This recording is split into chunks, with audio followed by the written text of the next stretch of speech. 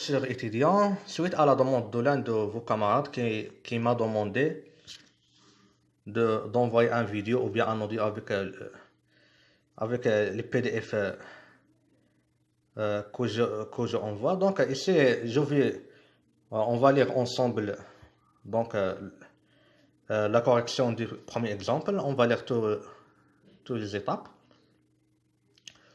Puis, on va faire une autre vidéo de tracé de la courbe. Oui. Donc maintenant, on a la courbe. Donc, on a parlé, hier j'ai envoyé un document sur les courbes polaires. On a donné toutes les méthodes. Puis on a fait un exemple. Puis on a donné un exercice. L'exercice était R égale à 1 plus 2 cos au carré θ. Donc ici, on va appliquer tout ce qu'on a donné théoriquement dans le cours. Donc, la première chose, donc dans l'étude d'une courbe polaire, donc on commence par le domaine de définition. Le domaine de définition d'une courbe polaire, donc c'est le domaine de définition de la fonction R, ou bien ρθ. Ici, on a ρθ ou bien Rθ est égal à 1 plus 2 cos au carré θ. Maintenant, c'est une fonction qui est définie sur R tout entier, donc le domaine de définition c'est R. Maintenant, domaine d'étude. Donc, domaine d'étude, il faut essayer de donner, de réduire le plus possible le domaine d'étude. Maintenant, là, on commence toujours la fameuse, surtout pour dans le rayon, il y a une fonction trigonométrique. Donc, dans la plupart, on essaye de P comme période.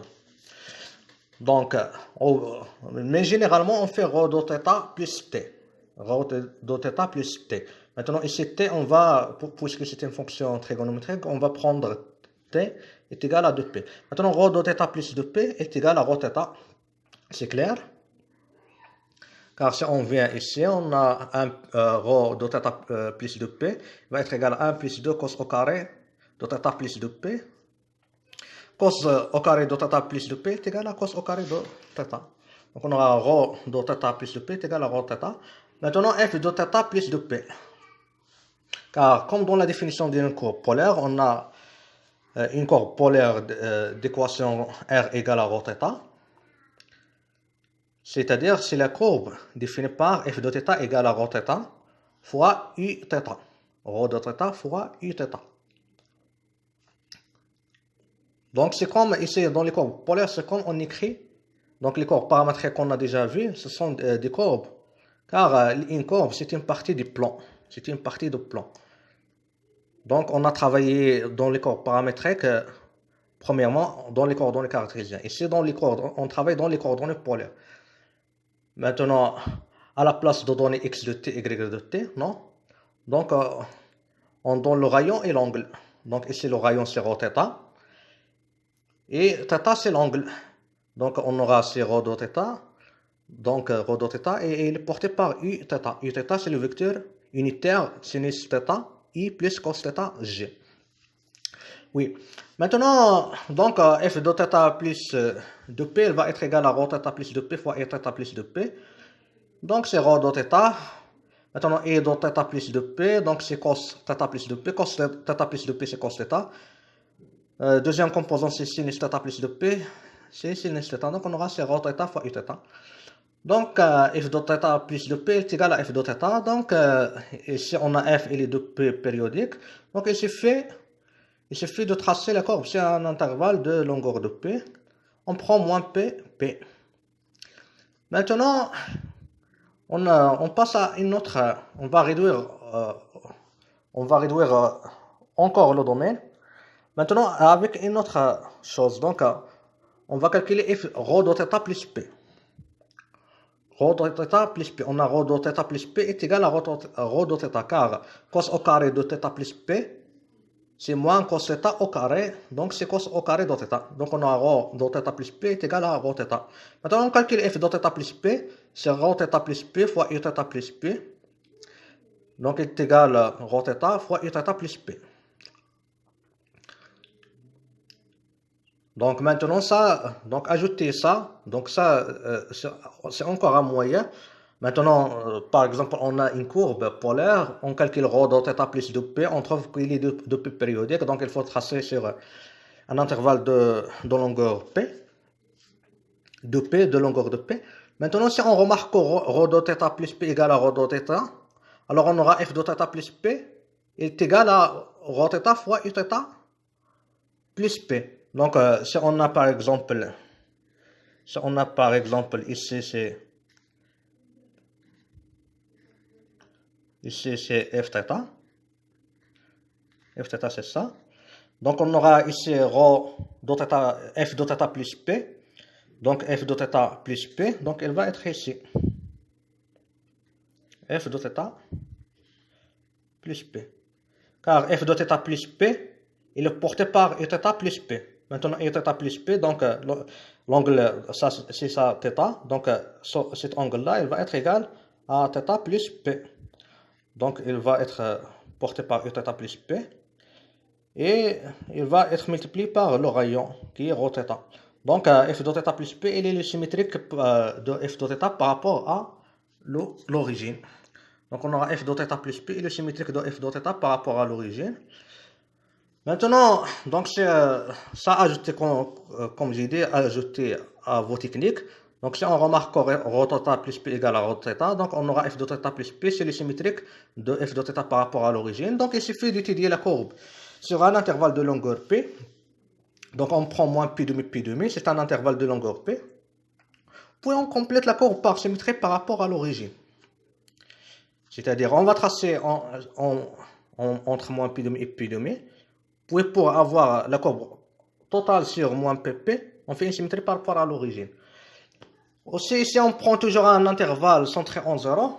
Pourquoi on prend un intervalle centré en 0? Pour qu'on puisse utiliser ρ de moins θ. On a ρ de moins θ est égal à ρ θ, car cos de moins θ, c'est cos θ. Donc, on aura f moins θ est égal à ρ moins θ fois i moins θ, donc est égal à ρ θ fois i moins θ. Donc, le point f moins θ est le symétrique de f θ par OX. Maintenant, si on a f de θ, c'est ça. Maintenant, f de moins θ, il est porté par i moins θ. Maintenant, i moins θ, c'est ça. Ça, c'est moins θ. Donc, voici i moins. Donc, ça, c'est moins θ. Voici i moins θ. Voici f de moins θ. Donc, f moins θ, c'est le symétrique de f θ par rapport à OX. Donc, il suffit d'étudier la courbe sur 0 pi demi pour compléter la courbe par une symétrie par rapport à OX. Maintenant, passage à l'origine. Donc, le passage à l'origine. Donc, quand on dit le passage à l'origine, donc, c'est-à-dire, c'est à l'instant θ où on a f de θ égale à 0. Pour f θ égale à 0, ça signifie que ρ θ égale à 0. Donc, ρ θ égale à 0. Donc, si on fait ρ θ égale à 0, si on fait ρ de θ égale à 0, donc on aura 1 plus 2 cos au carré θ égale à 0. Cependant, 1 plus 2 cos au carré θ, il est supérieur strictement à 1, donc il ne peut pas s'annuler. Donc, on n'a pas... donc, la courbe ne passe pas par l'origine. Maintenant, les variations de R. Donc, on a R' de θ est égal à moins 4. R' de θ, elle va être égale à moins 4 sinus θ cos θ. Maintenant, le domaine d'étude, c'est 0 pi demi. Maintenant, entre 0 et pi demi, le sinus et le cosinus sont positifs. Donc, on aura R', il est négatif.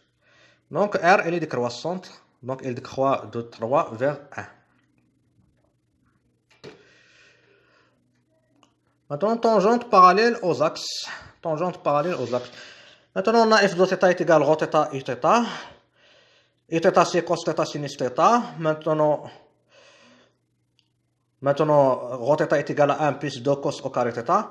1 plus 2 cos au carré θ fois cos θ est égal à cos θ plus 2 cos 3 θ. Aussi, 1 plus 2 cos au carré θ fois sinus θ, il est égal à sinus θ plus 2 cos au carré θ sinus θ. Donc, x de t est égal à ça, y de t est égal aussi à ça. Maintenant, on calcule x' de t. Donc, c'est moins sinus θ. Cos' de θ, c'est moins sinus θ. Maintenant, on dérive cos 3 θ. Donc la dérivée de f à la puissance 3, c'est 3f' fois f. Maintenant, f' est égal à moins sinus θ. Donc on aura moins 6 sinus θ fois cos au carré θ. On factorise par moins sinus θ, donc on aura moins sinus θ fois 1 plus cos au carré θ. Maintenant, on résout l'équation x' de t égale à 0. Donc x' de t égale à 0. Donc soit sinus θ égale à 0, soit 1 plus 6 cos au carré θ égale à 0. Puisque 1 plus 6 cos au carré θ elle est différente de 0, donc on aura seulement sinus θ égale à 0. Entre 0 et pi demi, l'angle entre sinus θ, le sinus sinus, c'est 0. Donc x' de t égale, de θ égale à 0. Donc je vais corriger x' de θ égale à 0, implique θ égale à 0. Aussi y' de t, elle va être égale à, donc la dérivée de sinus θ c'est cos θ. Maintenant on dérive de cos au carré θ fois sinus θ. Donc f, la dérivée de f fois g, c'est f'g plus fj'. Donc on aura ici 2 fois la dérivée de cos au carré de θ. La dérivée de cos au carré de θ, c'est moins 2 sinus θ cos θ. Donc on aura ici moins 4 sinus cos θ sinus au carré θ. Maintenant on dérive le sin, donc on aura plus 2 cos au carré θ fois sin' de θ qui est égal à cos θ. Donc on aura plus 2 cos à la puissance 3 θ. On factorise par cos à la puissance θ, cos θ. Donc on aura cos θ fois 1 moins 4 sinus au carré θ plus 2 cos au carré θ. Maintenant le sinus au carré de θ est égal à 1 moins cos au carré de θ. Donc ce sont des calculs, on trouve vers la fin, c'est cos au carré, c'est 3 fois cos θ. Y' de t est égal à 3 cos θ fois moins 1 plus 2 cos au carré θ. Maintenant y' de θ égale à 0, implique cos θ égale à 0, ou bien moins 1 plus 2 cos au carré de θ égale à 0. Maintenant, entre 0 et pi demi, le cosinus sinus seulement en pi sur 2. Maintenant, moins 1 plus 2 cos au carré θ égale à 0, ça veut dire que cos au carré de θ est égal à 1 demi. C'est-à-dire cos θ est égal plus ou moins racine 2 sur 2. Maintenant, on est entre 0 et pi demi. On est entre 0 et pi demi, le cosinus il est positif, donc on aura cos de θ est égal à racine 2 sur 2, donc on aura θ est égal à pi sur 4. Donc on aura une tangente verticale en θ égale à 0 et une tangente horizontale en θ égale à pi demi et θ égale à pi sur 4. Donc ici on n'a pas de point stationnaire car on a dit dans les corps polaires, les points stationnaires se trouvent à l'origine. C'est-à-dire on peut, si on veut chercher donc un point stationnaire, implique ce point-là se trouve à l'origine. Ça ne veut pas dire que tous les points qui se trouvent à l'origine sont stationnaires. Car on a vu dans le cours, pour qu'un point soit stationnaire, il faut que ρ de θ égale à 0 et ρ' de θ égale à 0. Donc on n'a pas aussi des branches infinies. Donc ici c'est l'étude, il nous reste le tracé, donc on va faire dans une vidéo seule.